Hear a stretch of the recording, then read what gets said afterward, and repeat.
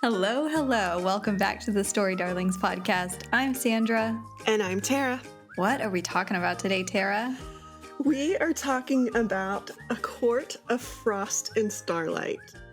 And I'm just going to point out that this is such a feel-good, book in all senses. And that's kind of a spoiler, but we're about to get into it anyway. But there are no sad parts in this book, and I needed that. I needed a boost. I love how this book, it's so short, right? Because it's meant as a prequel book to bridge the Feyre novels in the beginning to the rest of the series, whatever those may be. But it did such a good job at fleshing characters out, like the side characters a little bit. We got a little bit more about Cass and Azriel and more. And there's enough there to kind of spur you on to reading the series. But if you're just tuning into this, know that Tera and I are hosting read-alongs for all of Sarah J Maas's book series. So last season was the entire Throne of Glass series. We did 2 episodes per book.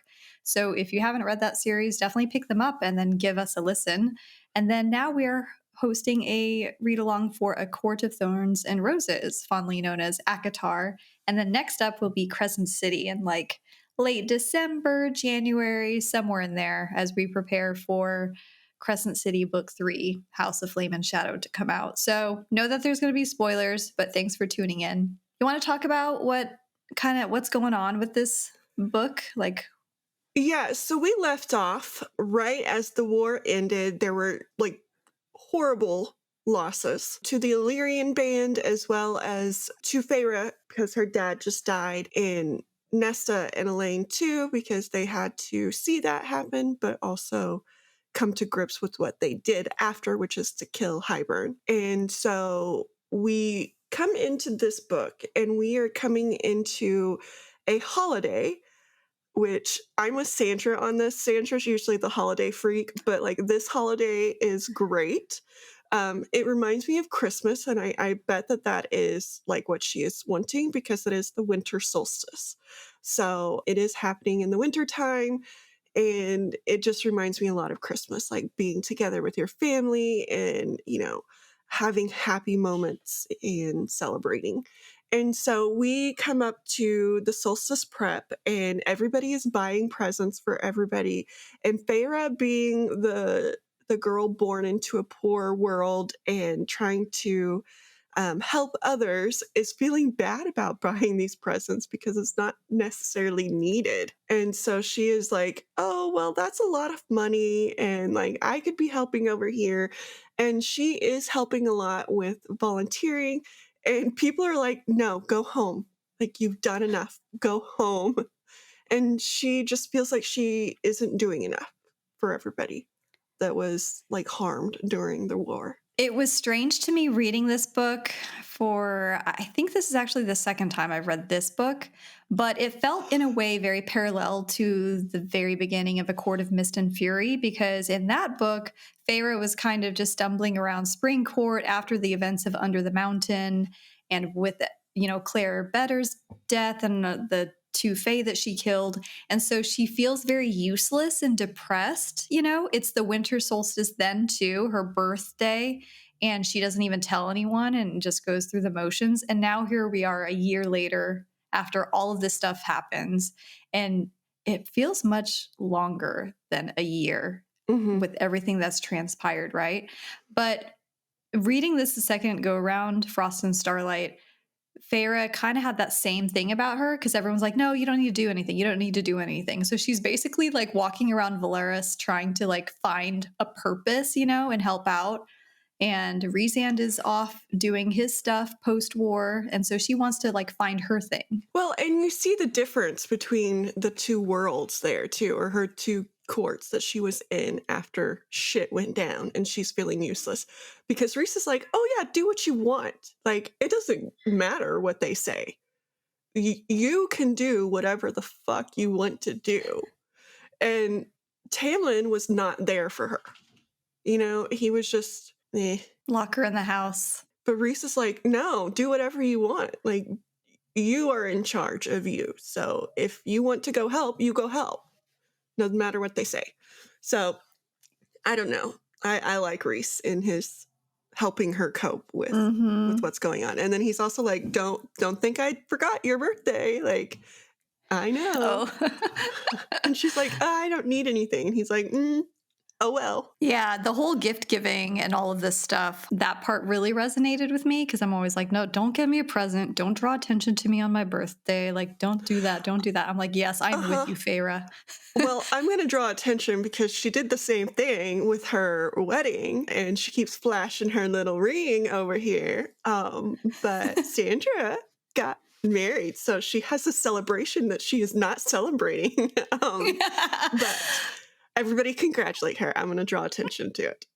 Yes. So Friday 13th, we did our little elopement. And so we're thinking about it retrospect, because, okay, spoilers right now. You think of Sarah J Maas' Throne of Glass series with Aelin and Rowan, it was like a very off-page secret wedding thing. And then ACOTAR, it was Mhm. kind of the same thing with Feysand and Feyre. And I was like, you know what? I did like the whole elopement thing, which is always what I had in my mind, just because like I don't want to deal with crowds. It's like I love my friends and family, most of the time family, but no, this is like a private thing. Yes. Thank you, Tera. I love you. I love you too. But yes, Sandra did do the off-page got married, fitting right in with our heroines and heroes in this book. But I guess the first kind of like hurdle that we see in this as they're preparing for the holiday is Cassian and Rhys and Azriel going to the Illyrian camps because they're all slightly peeved and they think that Rhys and Cassian sent the Illyrians to the front lines as kind of punishment for the way that they were treated as like bastards and less than worthy Illyrians. And so there is some resentment building in the camps because of this. And so we do see a common thread of them trying to figure out where that resentment is coming from and like how many people are part of this. And Cassian is feeling down because he knows that there's a cost to war, but he also like takes that upon himself that there was a cost to the war of Illyrians. And so as their commander, he is like remembering all that was lost. And then also Cassian, I think, is just like a big brute, but like a heart of gold. And it's so cute because he doesn't hold it against them how he treated him, but he still feels less than, I think, in some instances. So we do that, and then we see that they are not letting the women practice right now because the women have to go and plan the holiday, which is much like Christmas sometimes, and like the men can also buy presents, guys, and cook. Like it is possible. And that is basically what Reese says. Like, okay, if you're not going to let them, then the men don't get to either. They need to be home planning the holiday too. And I'm like, you go, you tell them. Like, Yes. He's on our side. yes. Yeah, you believe in this dissent that's being sown, or it's a plausible fact, I should say, because if you remember from War and Ruin, the Illyrian faction that was in the war, they suffered the heaviest losses. Nesta, screaming out to Cassian to save his life when everybody else was just like vaporized on the battlefield, essentially by Hybern. And so you have a lot of the Illyrian armies that sided with Hybern as well. And so Azriel and Cassian are tasked with pinpointing who is the main person that is stirring the pot so that Rhysand can deal with them. And I don't think it's actually resolved in this book, but like they have a name, right? It's like Callan or someone. But we also meet another Illyrian woman or female character, the shop owner, Emery. And so we get kind of good vibes off of her too, because she's just like, oh yeah, my father Proteus, like he died in the war, in the last war. So the shop's mine. I didn't get the sense that she really gave a shit that he died, but you also see that she has been clipped. Her father has like allowed her wings to be clipped. So I don't know that I would care too much if my dad like did that, like she's like, oh no, Yeah. I'm just a wealthy woman now. Like, leave me alone. Yes. I love how Cassian was drawn to her because he kept thinking about his mom and how she suffered the same kind of thing and was just completely disrespected, probably physically too. You get the sense that, and how her body was just discarded. And they told Cassian about what they did to her after. And so she pretty much has like, an unmarked grave that he will go and visit. So I'm sure he like looking at Emery thought a lot about his mom. So I loved how those layers were peeled back with Mhm. Cassian. Well, and you also see Cassian being like the heart of gold in that scene because he is there to buy like boots and coats and winter supplies because there's a winter storm coming in for all of the Illyrians that can't afford it. So he basically goes to the shop because everywhere else is sold out and nobody wants to buy from the woman shop owner because it should have went to the males, in their Yeah. minds. And so he goes in and he buys all the stuff and he's like, yeah, just go and give it away, like to whoever needs it. And he paid her Yeah. extra for that. And it was just so cute. I'm like, oh, Mhm. because like what we've seen of him so far is like that battle scene where it's like, oh, you're a badass. The god Okay. of war. Yes. And then he comes and he's like, I'll buy some jackets for the little kids. And you're like, oh, my ovaries. No. My ovaries. Yeah, they're screaming out for children. No. Even that scene with Feyre when he shows up at the house and just dumps a bunch of like garland and tree stuff, on the ground. She's like, "What is that?" That's probably one of my favorite scenes in this book is when Feyre and Cassian decorate. I hate decorating for the holidays, which is a shocker because I love talking about the holidays in books. But They it's drunk decorate. They drunk don't just decorate. decorate. And Az comes to the townhouse and he's like, guys, come on. So he's basically following them around, trying to like fix it after them. And it's just the cutest scene ever. And it's like, one after another of the inner circle keeps arriving and just making snipey comments about it. It's so funny. I also like that they described Feyre getting drunk that night. And it's like one bottle of wine and she's out for the count. And I'm sorry, Sandra, but like that just made me think of you and getting drunk in college. And you're like one bottle of wine and you're like, I'm done. Yeah. Yeah. Let's lay on the sidewalk. It's nice and Yes. warm. Tara and me. Yes. I was like, oh, that sounds like something me and Sandra would do. Try and decorate drunk and it would look horrible, but we would be having fun. And then the next day we'd be like, what the fuck did we do? Yes. We don't get a lot about Asriel. Like the most that we get is like talk about his shadows, right? Because they're like his shadows aren't Illyrian born. It's something else. And so there's like a little bit of mystery that's being, breadcrumbs being sprinkled in about Asriel's origins because his parent, is very very secretive, I guess, very mysterious. And then another thing I liked about this book is not only do we get Feyre's POV and Rhysand's POV, we did get that Cassian POV and I think Morgan as well, right? We do get a more. What did you think of Morgan's scene where she says she's like going to Winter Court and she goes to the Athelwood estate that belongs to her and no one knows about it? And so she's like riding the horse Elia through the snow. So yes, Morgan's scene, it's like a winter wonderland for her. It's like a peaceful place. And we haven't seen Moor be peaceful before, which is nice. And even though there's like this weird creature like that she senses is there and she senses like she shouldn't go over to it, like I'm wondering who that is. I have two guesses. One, it could be Nesta, like because there's something going on with Nesta, right? I think she could probably give off the vibe that like don't mess with me, right? Or because we've heard about Moor's like girlfriend from a long time ago. I'm wondering if maybe it could be Moor's girlfriend checking up on her. Those are my two guesses. Those are interesting theories. Yep. I will say there's definitely something going on with Nesta, right? Another thing is like from War and Ruin, you had Striga who died and the Bone Carver who died, and then the terror shadow thing. disappeared, right? That nightmare thing. So I'm trying to remember where the last battle was because I kind of feel like if it was in Night Court area, it borders along like Winter Court, doesn't it? Like it's right Yeah. in there. Yeah, So I it don't could know. be him. I don't know. I feel like my first read through, I was like, is it that? Because she describes the presence as familiar but foreign. So I'm like, okay, Mhm. that thing was from a different world. And then the shadows, like I know that shadows was a part of it, but I didn't know. And then I'm like, well, Azrael's shadows, I don't know. It just makes your imagination just start popping off. You're like, what is this? We don't know who Azrael's dad, like, I mean, we don't know his, like, where he gets his shadows, right?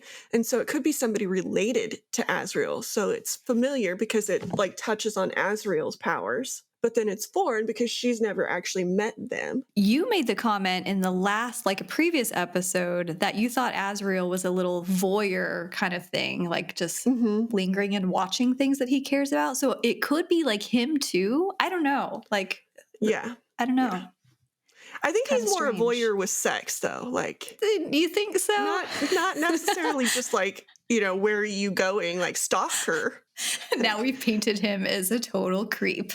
Yeah, I don't think he's a creep. Uh, Well, I mean, kind of, but in a kinky way. freak show. Yes. Oh, okay. So another scene that got me is, and we love these scenes of women getting their periods, right? We had a scene with Aelin in The Throne of Glass, and it's hilarious. But we have a scene in this book of Feyre getting her monthly cycles, and like it sounds like it was horrible because it's not monthly for Faye. It is like twice yearly. And so, like, apparently you've just saved up all of those monthly, like, gers and shoved them all in one. And she is having not a great time.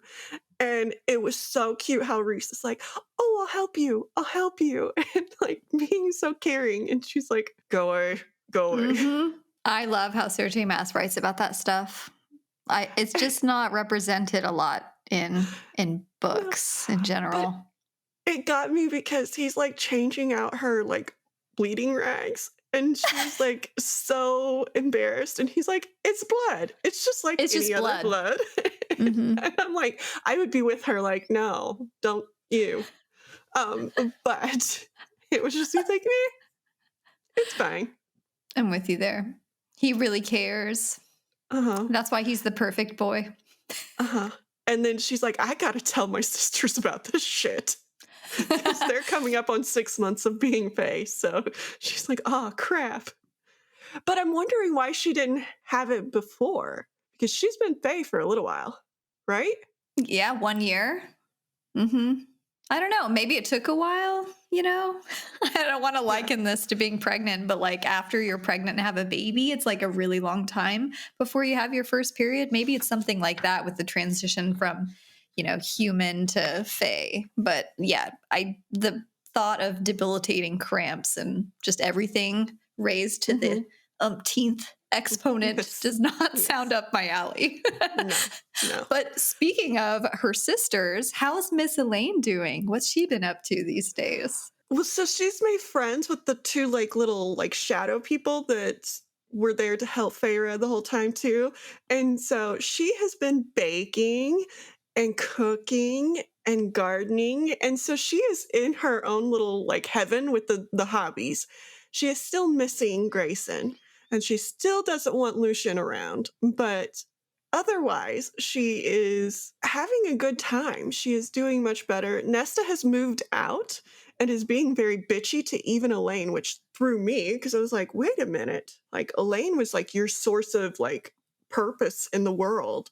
And now you're even being mean to her. And so there's something going on with Nesta. Yes. And then Elaine and Azrael are so cute.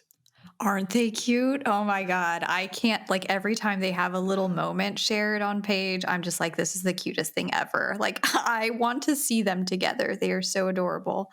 It's just, Elaine is so pure, and she's like a flower and she's slowly blossoming and opening up. And she can be very witty and snarky, I mean, we'll get more about some of those moments later, like solstice stuff. But I mean, she is sharp. She's just one of the interesting characters you see.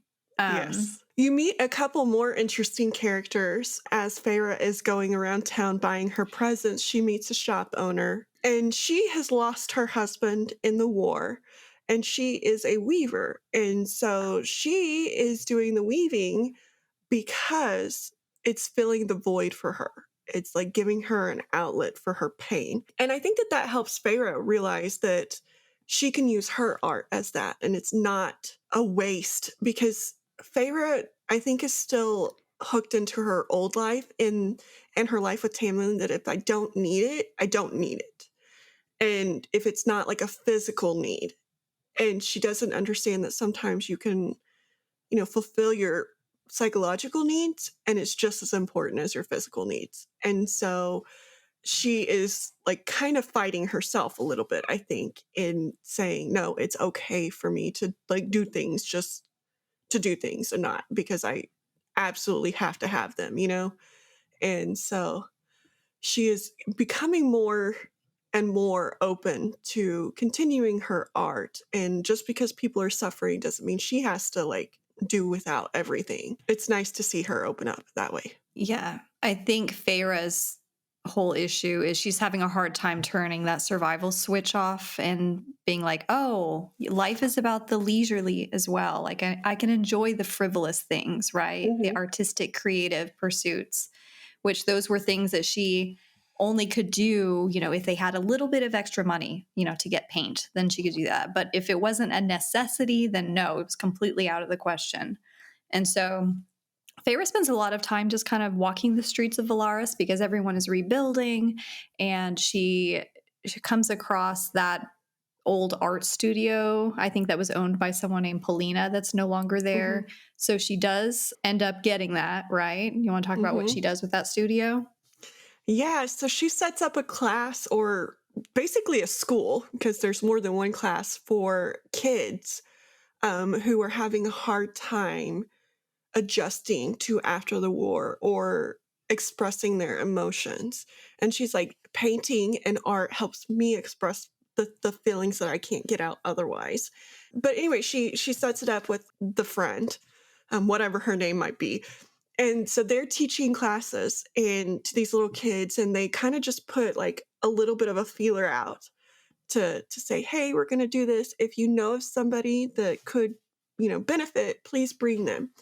And a lot of people showed up, and the parents were like, how much is it? And things. And they're like, it's free. Like, if they need it, they need it. It will be free for them, art supplies and everything. And it makes me just want to do, like, I'm not artistic, but like, it makes me want to set up something like that for like people to express themselves. Yeah. Feyre spends so much of this book just like thinking about the obscene amounts of money that her and Rhysand have, and how there are still some parts of Velaris, as picturesque as it is, that are slummy. So, like, Nesta made a choice Hmm. to live in an apartment across town in the slums. And so, there are a lot of areas of the city that don't have that kind of privilege. So, I like that Rhysand and Feyre are thinking in terms of what they can do to give back to the community, to, in addition to helping them rebuild. Well, and Reese already was doing that because he put down a list of the places that he donates money to for Solstice, and she got to add whoever she wanted to the list too for them to donate for whatever. And so it's really cute that like that is something that was important to him even before he met her, and they get to continue it together. Like they're on the same page. It's not like one wants to be charitable and the other's like, okay, if I must. Mhm. We also get a glimpse into Amryn readjusting to life in her just standard high fae body. I texted Tara about this because I was like reading last night, but I was just something to the effect of like, I love how every time Amryn is mentioned, there's like some kind of jab to her petiteness, just how small she is, like a child. I think that that's because she has such a big personality. Like it is such a different like it's a juxtaposition of like she's tiny person, but like got this personality of probably Bryaxis, you know? And it's just all crammed into that tiny little body. And she's got a boyfriend, summer court boyfriend. I like how you say that. She's got a boyfriend, a man friend. Mm-hmm. She reminded me in this book because it's the holiday season. Everyone's gift shopping and exchanging presents. She's like a troll, right? Just like guarding her little treasures and stuff because everyone is like just showering her in jewels and all of these fancy, expensive items and stuff, and she's just loving it. So cute. Yes. Yes. Did she get anybody presents though? I could have swore I read one for like but I remember more giving them, Cass. I don't remember Amryn though. It was like everyone was giving Amryn presents. She did learn how to use a toilet, or was like adjusting to like, because she's used to drinking blood, and so now she's having to be like, what the hell? You guys have to go to the bathroom so often. What is this? That dinner was hilarious. And I was looking at my notes and I'm like, dinner, LOL. I'm like, that's helpful, Tara. That's helpful. What happened at the dinner? But that is what happened. So she is complaining that now that she has to eat regular food, there are some unfortunate side effects, is I think how she phrased it. And she's like, I've got to know where the bathroom is everywhere I go. And then she's like, I should have made myself a man because at least you can pee wherever you want to without leaking. Oh. and Elaine, being the like just precious little thing that she is, like gets sidetracked and she's like, you could have done that? You could have made yourself whatever you wanted? And Amryn's like, yes, but it won't work for you. And it was just hilarious because like she was like complaining that she has to sit on the toilet, and Kaz and everyone else is like, have you not figured out how to sit on a toilet? It just seems like such an animalistic thing now for her to have to do. And she gets kind of mad after that. She's like, yes, I have. She's very like, defensive. I just don't like it. I'm like, same. Like, it would be much better if we could just like pee standing up. Sitting on toilets, especially in like public places, is just gross. Oh my God. And so like I'm with Amryn, like why were we not like built with some sort of like ability to pee, not sitting down? But anyway, it's another subject. Yeah, to use Tara's phrasing with Amryn, it's like her pride has been knocked down a few pegs with just being a normal Fae now. Yes. So Feyre, when she's talking to Elaine about Nesta, and Elaine, because you mentioned earlier in this episode, Elaine and Nesta always had, the best relationship of the three of them, like that little pairing. And now Elaine is just like, well, Nesta said she doesn't want anything to do with coming over or doing anything. And Feyre's just like, well, that's strange. Like, Feyre being Feyre, I'm going to go try and fix this and impose my will. That is one thing I will say about rereading this book, Tara, is this book, more than any of the others, Feyre actually started grating on me, like annoying me a little bit, because she was constantly like, for example, with Elaine, oh, Lucian's a good male. Give him a chance. Like, being very forceful, like, give Elaine some space to breathe. Damn. And then like just showing up, like tracking Nesta down at the tavern, the seedy tavern, where she's at a table full of handsome, hot males, and she's going to take one home, and she's just like, playing cards or whatever. And Feyre just shows up, like, oh, you're going to do this and that, and a father would want you to do this. And she's just like, Nesta's not having it at all. Yeah. Like, how dare you bring up, that. Well, and Nesta didn't have a great relationship with their father, so I'm not sure why Feyre thought that, like, oh, he would want you to do this. Like, to me, that would be like, well, fuck off. I don't care. Yeah. But yeah, I can see your point there, but I also can see Feyre's a little bit, because like she feels responsible for why her sisters are in the predicament that they are. And I feel like she's just trying to like help them get over that. But she is doing it in the way that Tamlin kind of did it to her without giving them a choice. And that is the part that like I can see why she wants to do it. And because like I feel like I would also just like want to help people get better. Like I just want to help you. I just want to help you. But at the same point she is doing it without like taking into account what they want and how they are growing and where they are. Like she's not meeting them where they are. She's meeting them where she wants them to be. Yes. Unlike what Rhys did for her, which is met her where she was and like, hey, if you want to, you want to. If you don't, you don't. Let's do that. She is trying to force it on them. So yeah, I can see your point, but I also like I think she's doing it with goodness in her heart and not like Tamlin, I think, was doing it because he wanted something out of it.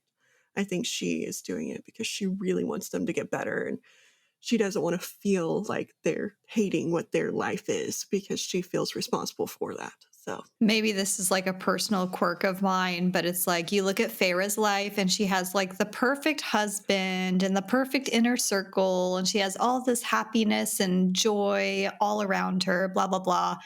And Nesta just has to feel like Nesta's not ready to be in all of that, you mhm. know? And I've felt like many times in my life that people have tried to pull me into that big kind of gathering, and I just want nothing to do with it. Like, that's not me. Yeah. It's the quintessential depression where people expect you to smile through it Mhm. and you're just not there. And she does. She comes to Solstice and she kind of smiles through it, but it's just, you can tell like it's not real for her. And yeah, it's just like a depression. She's in a depression and she's not ready for the breakthrough of it. You brought up Tamlin. We have a scene with Rhysand going to visit Tamlin at Spring Court because politically there's a lot at stake because Tamlin hasn't been securing his borders and there's just a lot Mhm. of movement, especially with the Autumn Court heiress trying to press for more territory and stuff.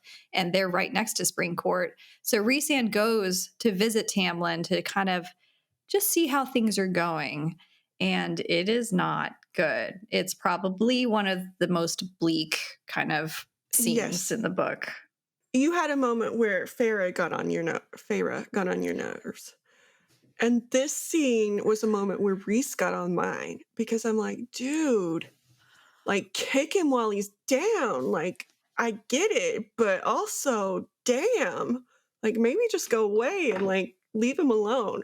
But yeah, there like it is very bleak in the Spring Court. Tamlin doesn't have friends. He doesn't have his kingdom, basically. They all left him.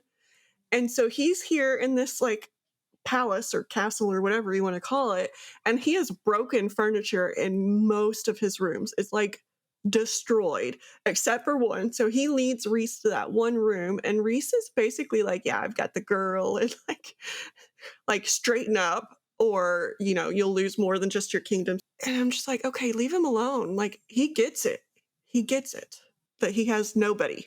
He's like, I've got the girl, I've got all the sentries and guards. Like, do you need me to loan you some so that you can secure your Mhm. borders? And Tamlin's just like, Fuck off. yeah, fuck off. But like, this was kind of a growth moment for Tamlin because past Tamlin would have been rearing for a fight, right? Like, he Mhm. would have done something physical back, and he restrains himself and just tells him to get out. I just had a thought. Like, it seems like Tamlin's in a depression too, right? He's not ready to move on. He needs his like time to wallow. Nesta and Tamlin together. Ooh. Oh, Not God. like as like just like a bounce off. Like sometimes you just need to wallow with other people, right? And they're both in the same boat right now. Misery Okay. loves company. Yeah. Yes. Yes.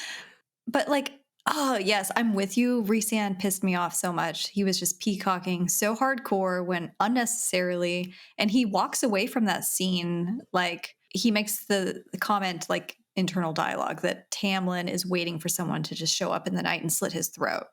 He's Mhm. seriously not doing anything. He's just existing. There was one scene where he goes in there and it's like he's embraced just the beast, the animal. He's let go of the human side. There's like a dead elk on the dining table, like not even cooked or anything. Well, and that's after Lucian comes back, and Lucian like basically tells him, "You might need Tamlin in the future." Like, oh no, he tells Feyre. Yeah, let's talk about that scene. Rhys did this, and like he kicked him while he was down, and that's ridiculous.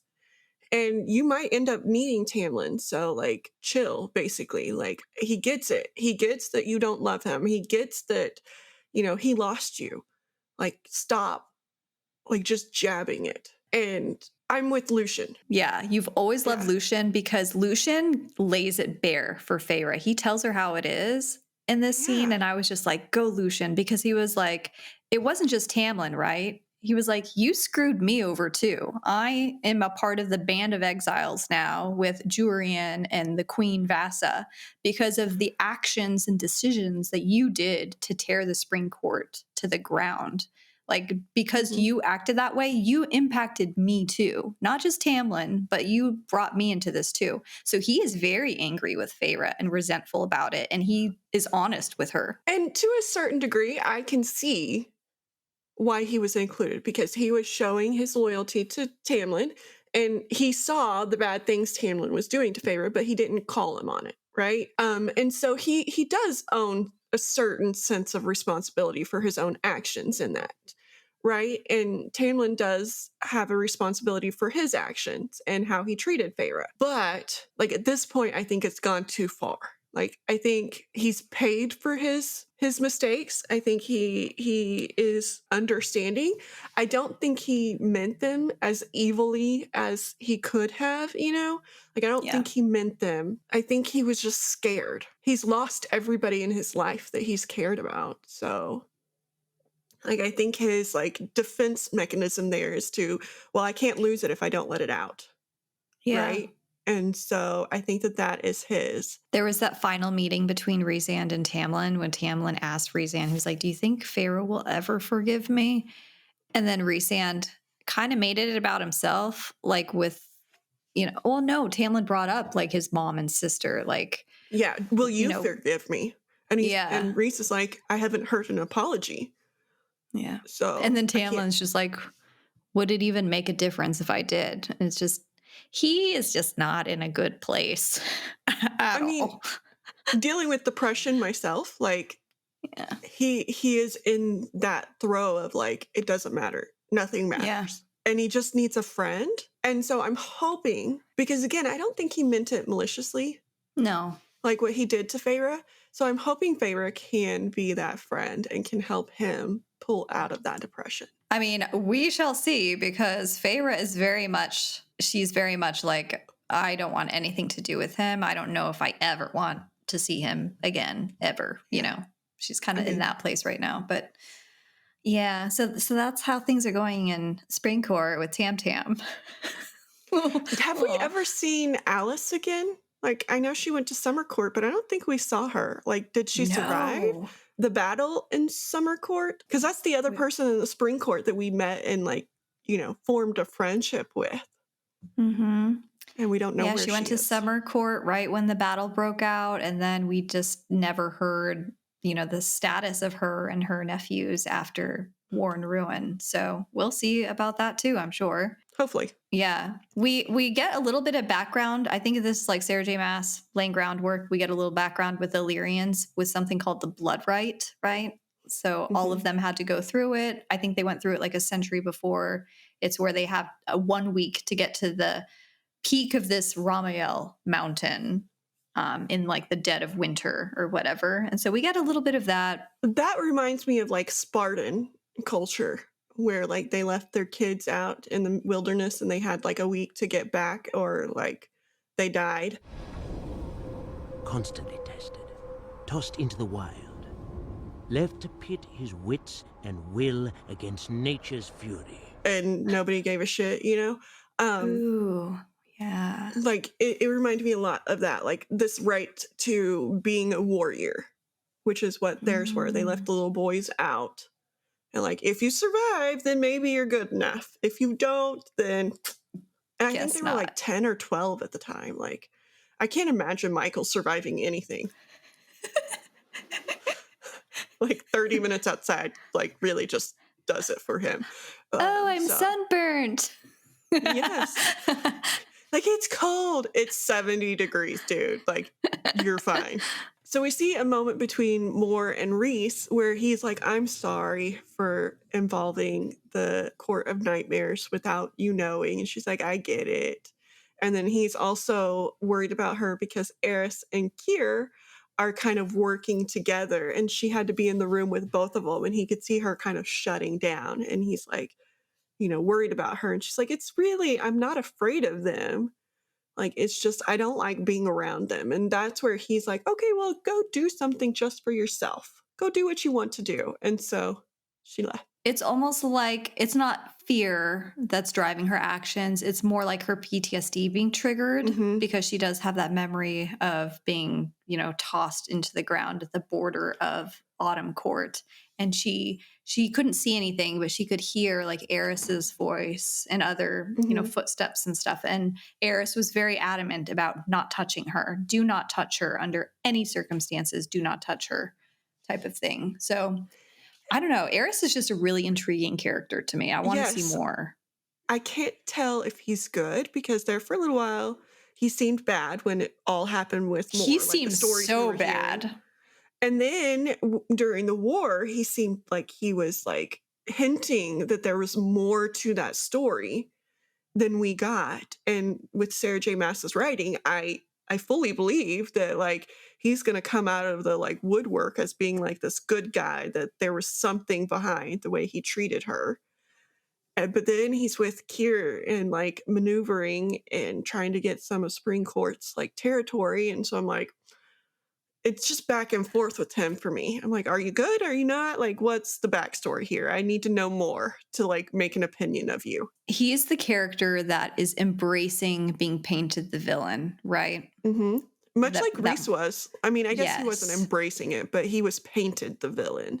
That's very much like there's a lot of similarity between Rhysand and Eris, and I want to see more because he definitely has that morally gray intrigue all about him. We don't really hear a lot about Jurian and Queen Vasa. Like, we know that they're hanging out at Grayson's estate still as they, lead the humans and try to enforce this new, very fragile treaty that's been established to protect the lands, and that the 4 mortal queens are still on the other continent. No one knows what they're doing. And so we are now to the point of the winter solstice. So they wake up that morning and Rhys has presents for Feyre.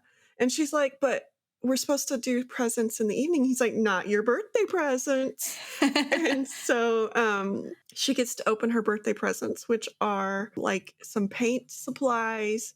There was something else. I forgot what else.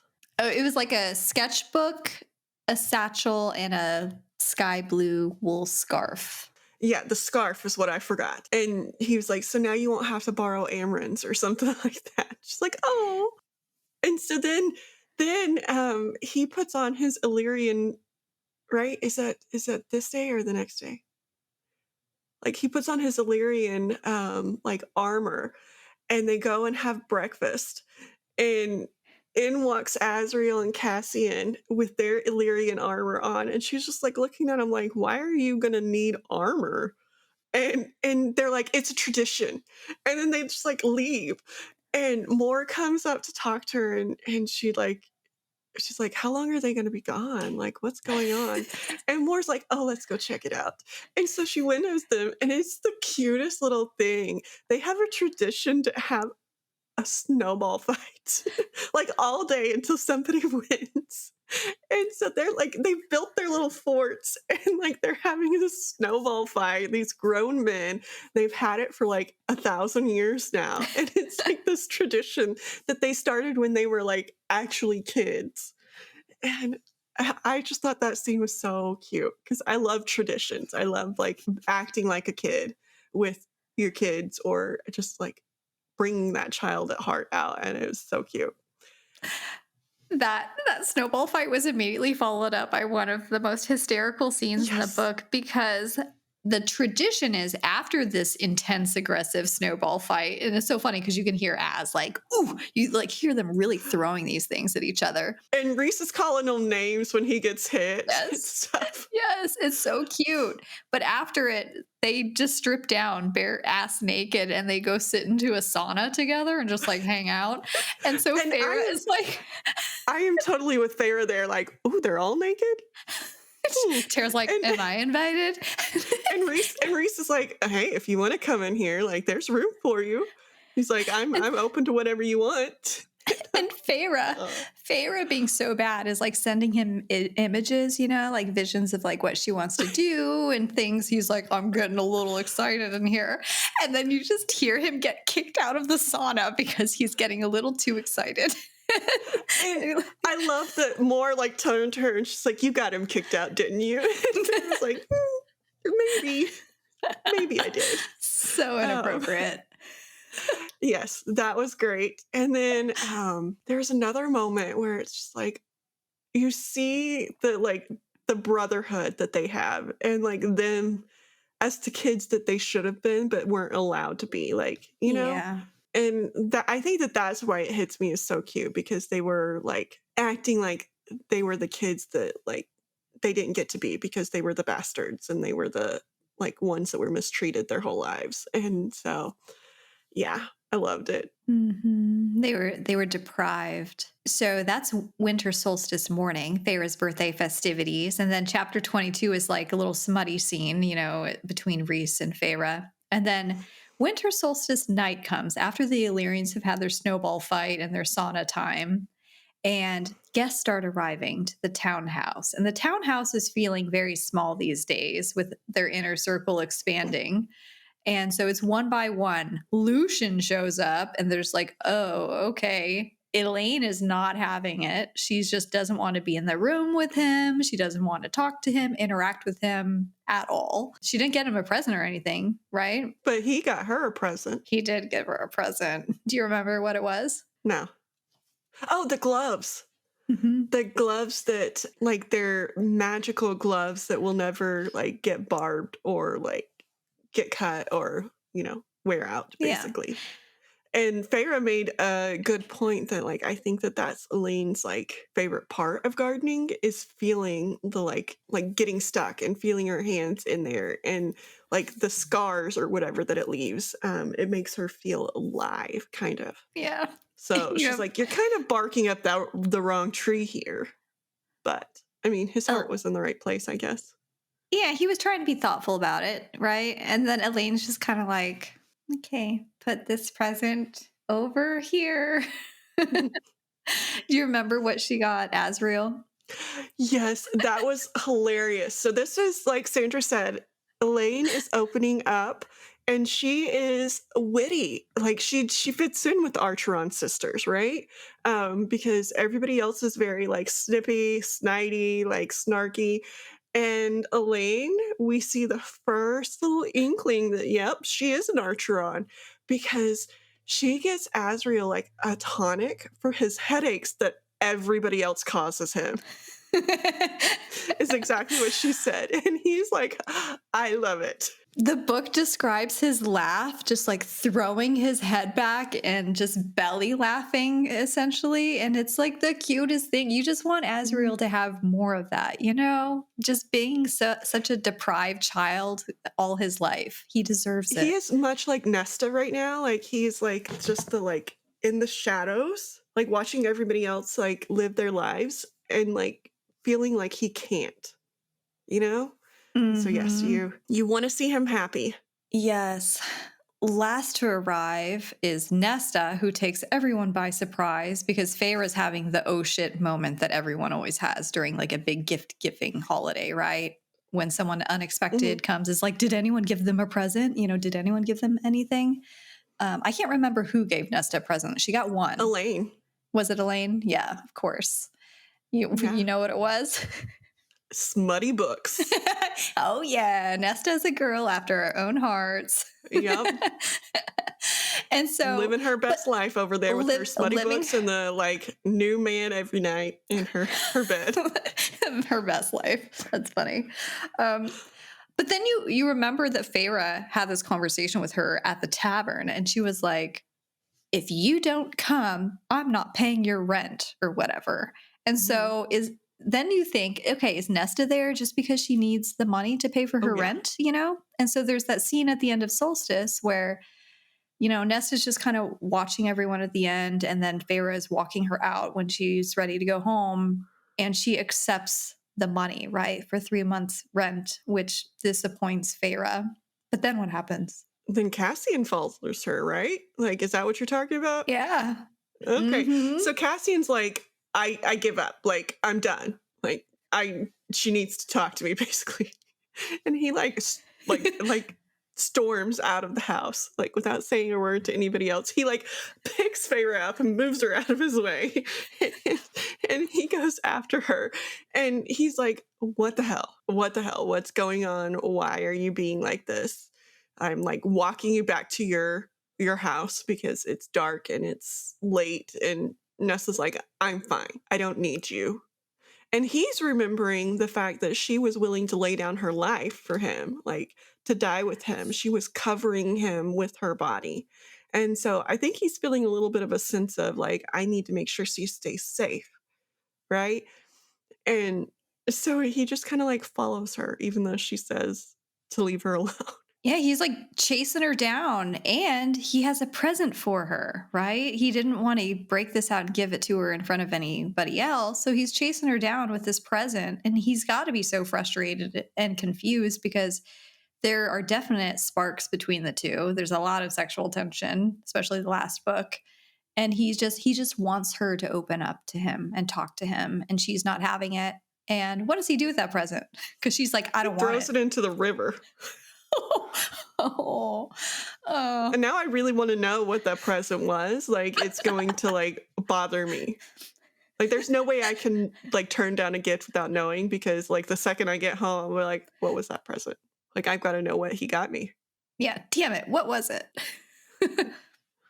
Like, even if I don't want it, like at least see it first, okay? So like you don't have to like think, what was it?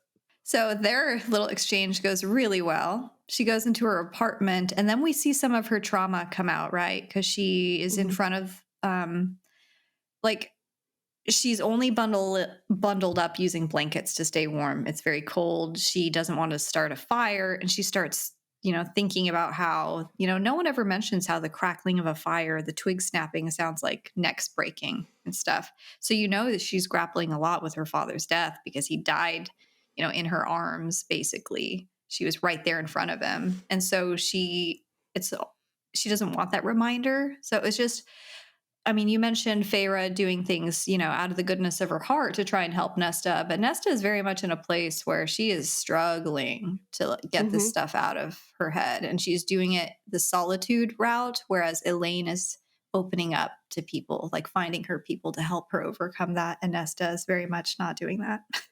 It's sad. And I know I mentioned there weren't any sad parts, and there are with Nesta a little bit, but I think it's sad in the sense that she's struggling, but it's not sad in the sense that she does have people there if she wants to go to them. Like, she is choosing to do it her way. And like Sandra said, she doesn't like that Feyre was trying to push it on her. And so to me, that's not super sad, because just because you're struggling with something isn't necessarily a bad thing. As long as you know that you have people there that care. Like, she knows if she needed something, she can go to Feyre. Like she did. She needed rent money, and Feyre's like, okay, you know? And so, I don't know. To me, that's not super sad. That's human.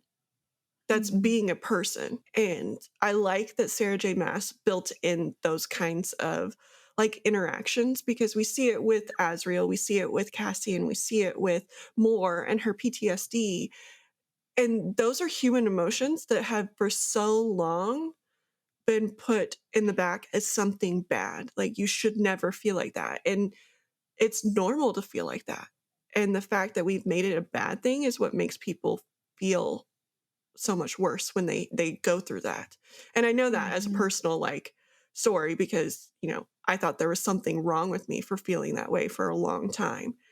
And, I'm learning that there's nothing wrong. That's normal to feel like that. But, as long as you have people around you that can help. So I don't count that as a super sad because she does have a support system. She's just choosing not to use them right now for whatever reason. She's choosing Great point. to heal in her own way. And that's never a bad thing either. And so, yeah. But then coming out of that, we have a moment with Rhys and Feyre. And Feyre gives him her last present for Solstice that she had to share in his thoughts.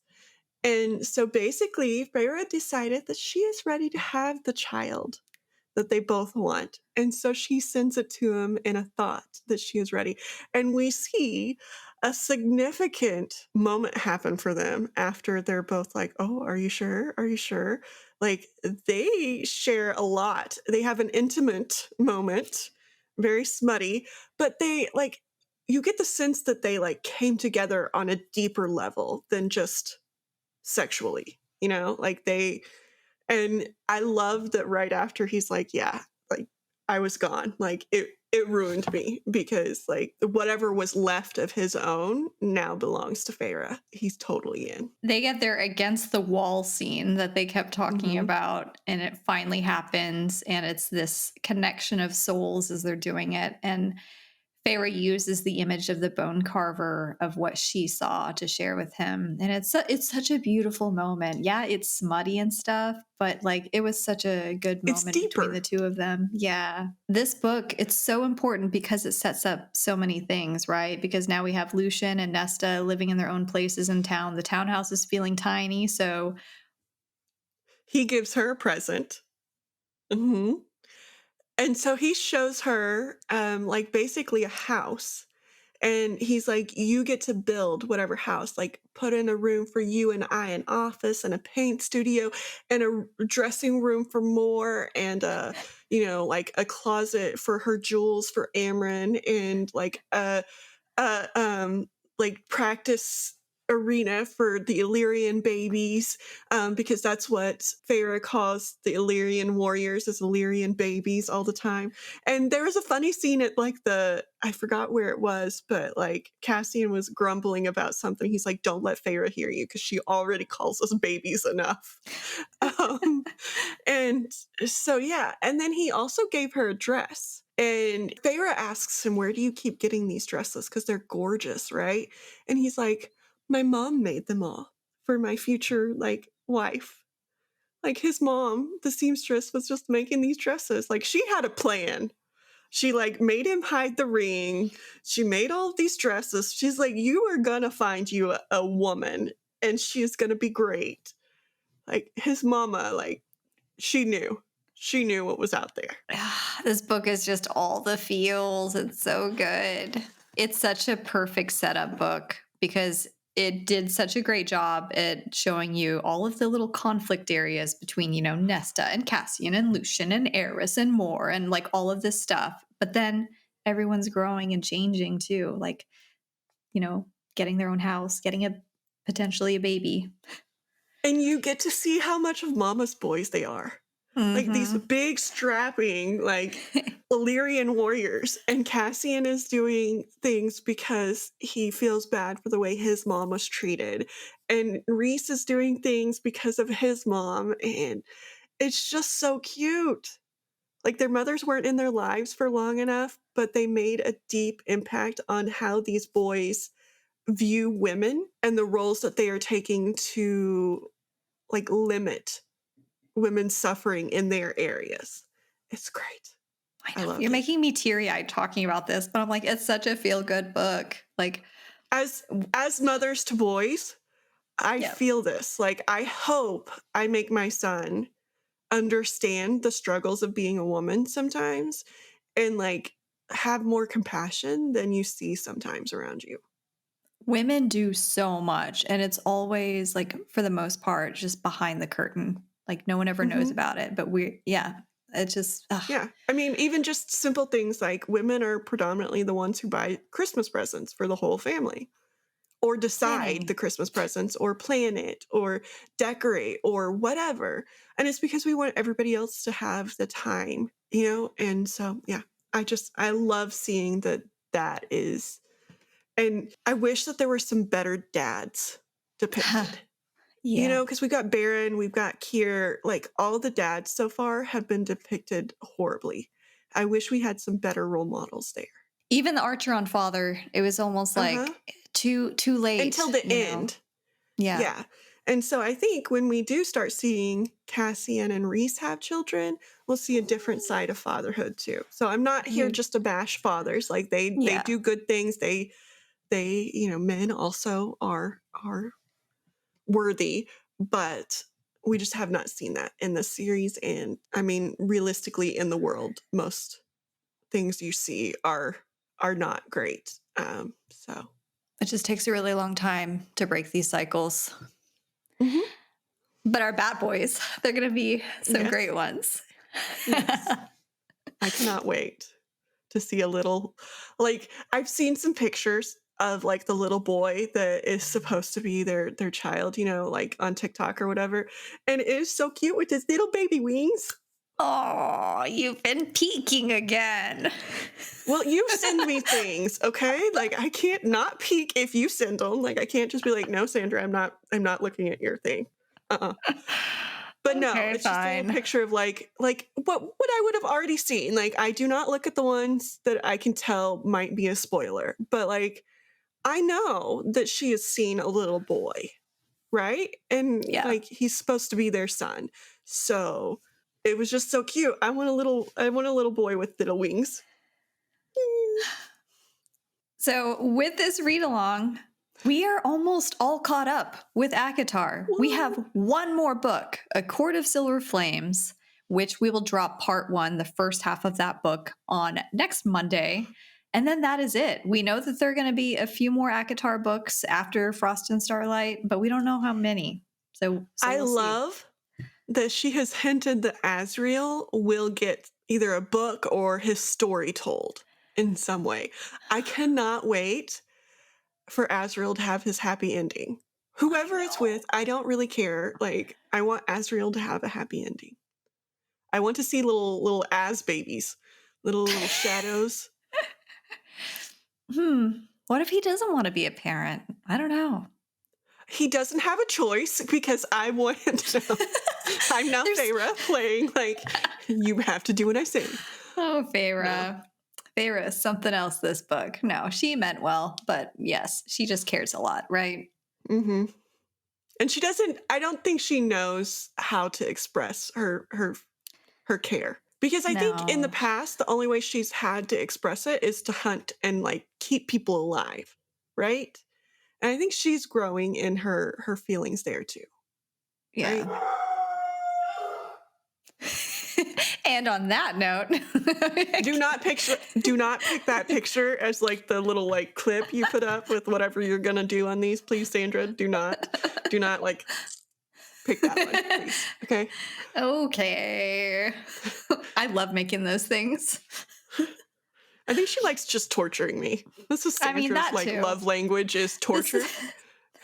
Just making ridiculous little graphics and stuff. Yeah. It's okay. I didn't do my hair or anything today, so I think all of the choices you're gonna have are not super great. So that's okay. We hope you enjoyed this episode of A Court of Frost and Starlight by Sarah J Maas. Tune in next week for A Court of Silver Flames, Part 1, the first half. Follow our Instagram and you can see how the chapters break out. But if you haven't rated or reviewed us, go to Spotify, Apple Podcasts, Google Podcasts, wherever you listen, and we would love to have you support the show that way. And don't forget, when we hit 5,000 views, there will be a giveaway. Yes, we're still deciding what that is, but I have an idea.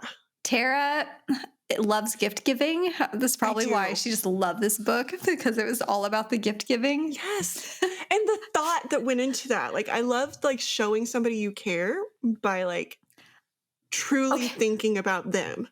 But how much thought did Moore put into it? Because everyone was talking about how horrible Moore was at gift giving and like talking about the stuff that she's given Asriel, like ruffly bright blue shirts and stuff like that, like things he would never ever wear. And so, but like on the other hand, these people have known each other for how long? How I think she many just likes to, solstices? like, I think her love language is the torture. I feel like she would be a gift giver like you. Like, I'm going to give you something just to make you laugh at what I gave you, right? And so that's still some thought into, like, what would make him laugh the most if I gave it to him? Much like she told Cassian to get her the lingerie. Like, I think she just likes to, like, play that. It's not meant to be, it's kind of like a gag gift. I still thought about what made you laugh because she got Cassian matching underwear to her lingerie that she told him to get her. And so I don't think she intentionally, like, I think she intentionally made these gifts funny. Right? Yeah. I mean, after a few hundred winter solstices, you, I guess, have to get creative with the gift giving, right? Present buying already stresses me the fuck out. So having to like come up with something every single year for this many people is a nightmare, in my opinion. Yes. So I think it was intentional. I don't think she's a bad gift giver. I think she has like reverted to the gag gifts at this point in her life. But yes, I love gift giving. I love, I don't know, acts of service. Celebrating. Like, yeah. Just celebrating. And so Tara wants to do this giveaway for 5,000 listens on the podcast, and we will make it very on theme with like bookish related stuff, but podcast bookish. So we'll have fun with it. So stay tuned for that. And thank you so much for supporting the show. So until next week, we will see you then. Bye. Bye.